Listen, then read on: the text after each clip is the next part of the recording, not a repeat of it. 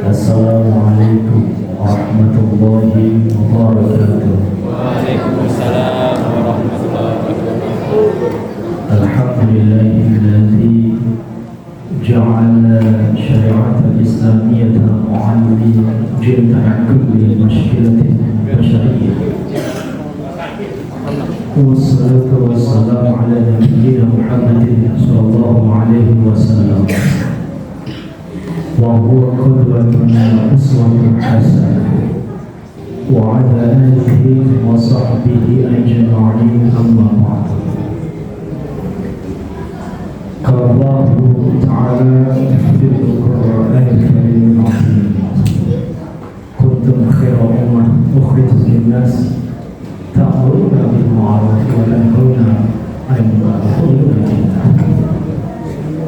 وقال رسول الله صلى الله عليه وسلم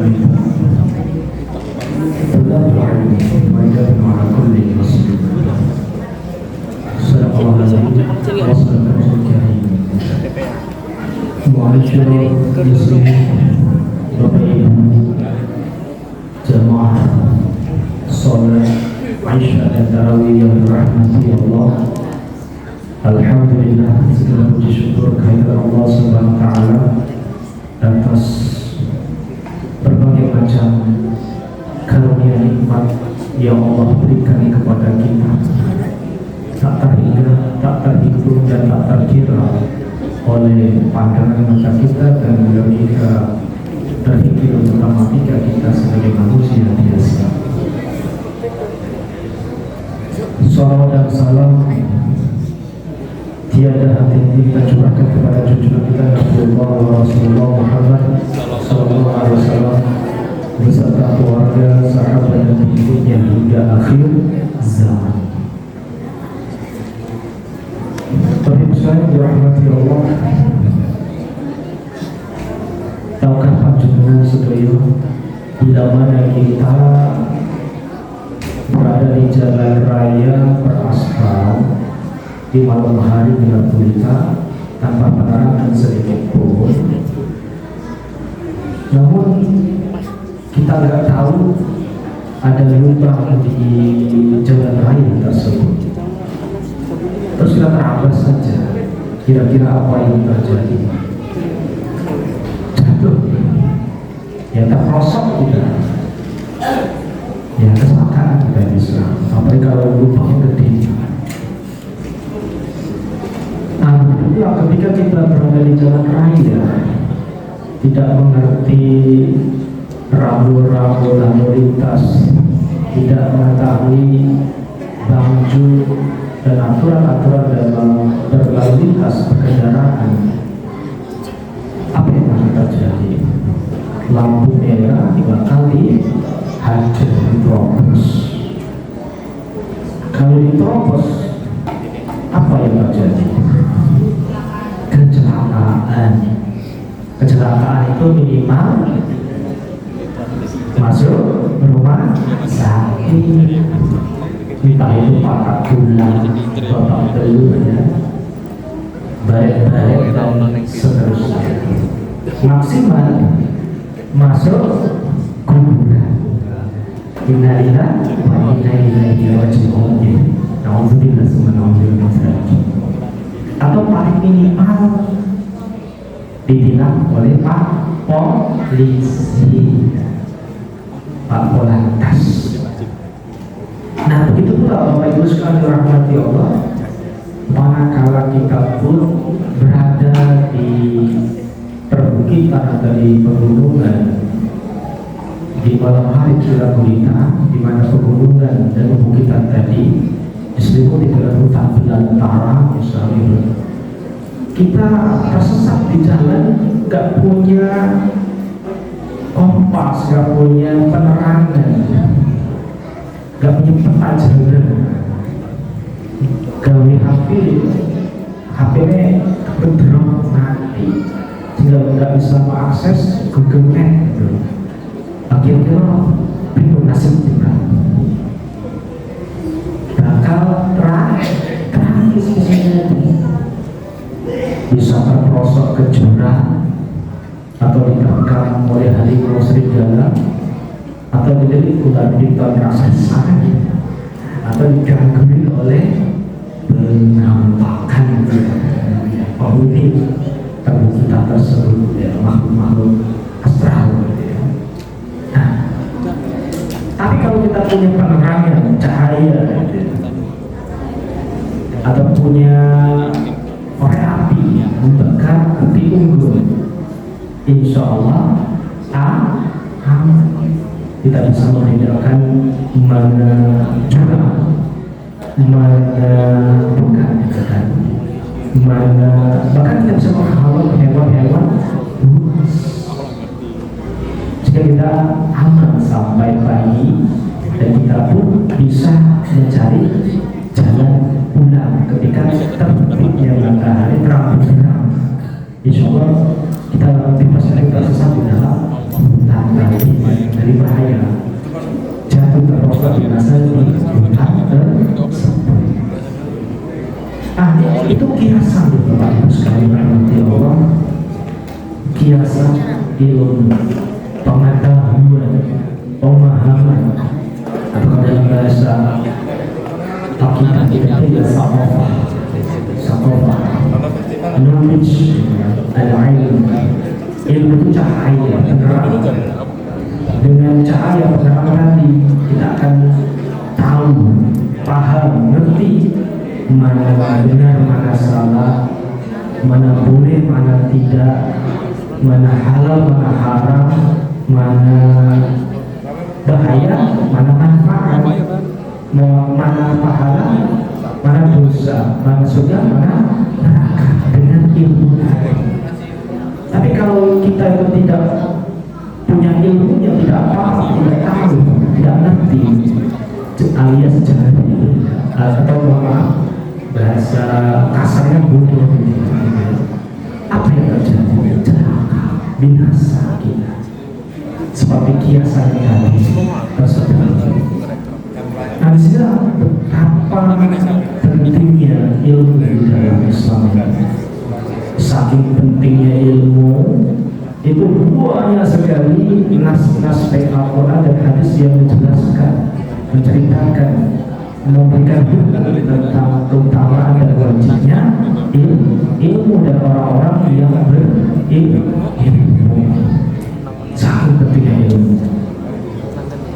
Makanya Kanjeng Nabi SAW bersabda, "Talabul ilmi faridatun 'ala kulli muslim." Menuntut ilmu itu wajib bagi muslim, setiap muslim. Bahkan kata Kanjeng Nabi pun, "Utlubul ilma minal mahdi ila lahdi." Tuntutlah ilmu dari kalian ibu sampai yang kubur, tidak ada berhentinya sinau belajar menuntut ilmu. Menuntut ilmu tidak hanya sebatas di bangku sekolah, baik level dasar sampai level perguruan tinggi, tidak. Sampai nanti wajib menuntut ilmu. Ilmu dalam artian baik sakofah Islam, keilmuan Islam, entah itu akidah, tauhid, entah itu fikih, usul fikih, tarikh, sirah nabawiyah, kemudian tafsir Quran, tafsir hadis, ilmu ulumul Quran, tajwid, tahsin, sampai ilmu alat lainnya seperti bahasa Arab dan berbagai usul-usul bahasa Arab, balau, adab dan seterusnya, termasuk ilmu-ilmu yang sifatnya umum, ilmu keduniaan, itu wajib kita belajar. Walaupun khusus ilmu agama atau sama pasangan fardu ain. Karena dengan itu kita akan mengerti hukum-hukum yang ada di dalam syariat agama kita. Kita ngerti mana halal, mana haram, mana boleh, mana tidak. Termasuk ibadah kita dengan ilmu kan kita ngerti mana saja syarat sahnya, rukunnya, pembatalannya, sampai dalil-dalilnya, dan juga keutamaannya, dan apa itu bahaya dalam menegakkan ibadah kita. Insya Allah dengan ilmu tersebut ibadah kita itu diterima oleh Allah Subhanahu wa Ta'ala. Karena ibadah tanpa ilmu kan dan semua aktivitas kita dari dunia dan akhirat sebenarnya didasari oleh ilmu. Kata-kata Kanjeng Nabi SAW, man arada al-akhir fa'ala bi'ilmi, barang siapa menghendaki akhirat dengan ilmu. Wa man arada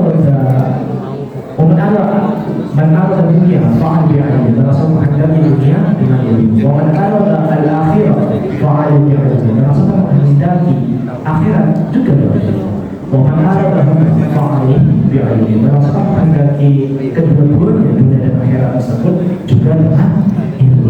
Makanya Imam Bukhari saja sampai luar biasanya itu beliau itu sejak anak-anak sampai remaja sampai dewasa tak henti-hentinya untuk belajar sinau dari tempat asal beliau Bukhara Samarkand sekarang Uzbekistan itu tak hentinya keliling beliau ke Timur Tengah, ke Mekah, Madinah, ke Syam, Irak dan seterusnya.